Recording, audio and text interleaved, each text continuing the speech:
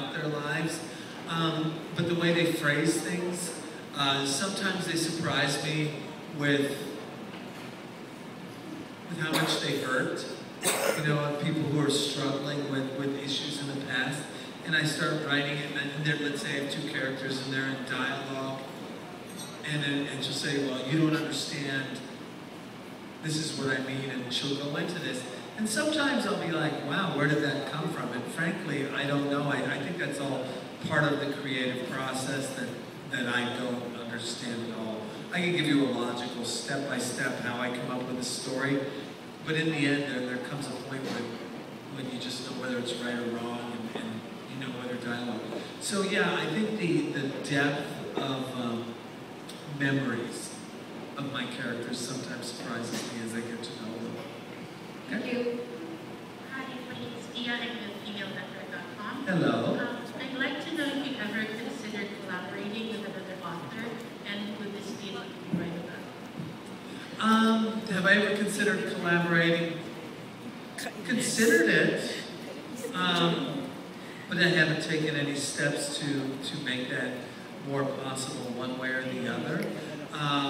Because you have a couple of choices there. You can go with another best-selling author, or someone that you already know has been published, they're excellent, or you can work with someone who's unknown and try to mentor them towards something better. Each has pros and cons, and each requires work of a different nature, and at the present time, it's just one too many things for me to do because of these other, the film projects and things like that. I'm kind of busy in a wonderful way, but I do have 5 children, and my wife gets very mad at me if all I do is work all the time. So I have to monitor the...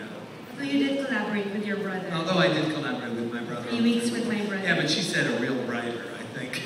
My brother wasn't a real writer. I thought that was Let's just say my brother's sections were heavily edited. Thank you very much.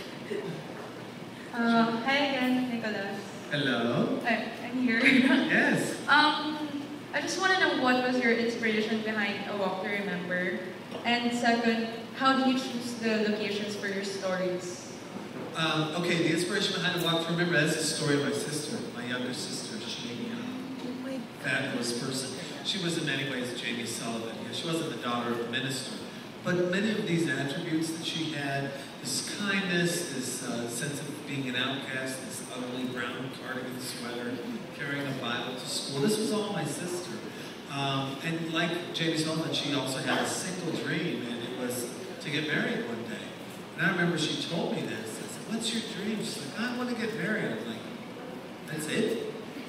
That's all you want? I mean, that's easy. Just lower your standards. Anybody can get married. But, that's really what she, that was it. And like Jamie Sullivan, she got cancer. And, it was, and there was this boy like Landon, and even though he knew she wasn't going to make it, he knew what her dream was. And he asked her to marry him.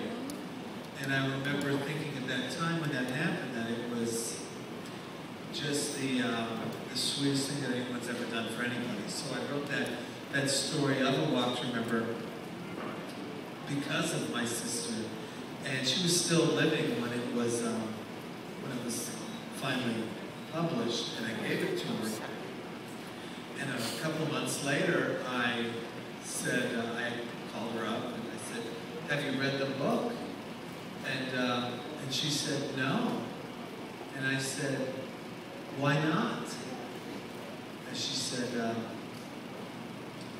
because I don't want to know how it ends. It was very sad.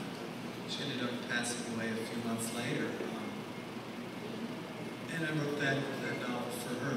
And then the locations, the locations come down to the story. Sometimes I feel the story would be better served in a very small town, sometimes in a medium-sized town, sometimes in a city. And so I picked the story based on what my gut instinct is, depending on all of the other elements. Yeah, but most of them are set in North Carolina. Yeah, they're all set in North Carolina because I live there. Because you live there, yeah. Yeah, because I live there. I've been to all these places, and nobody else writes about it. It's a real pretty.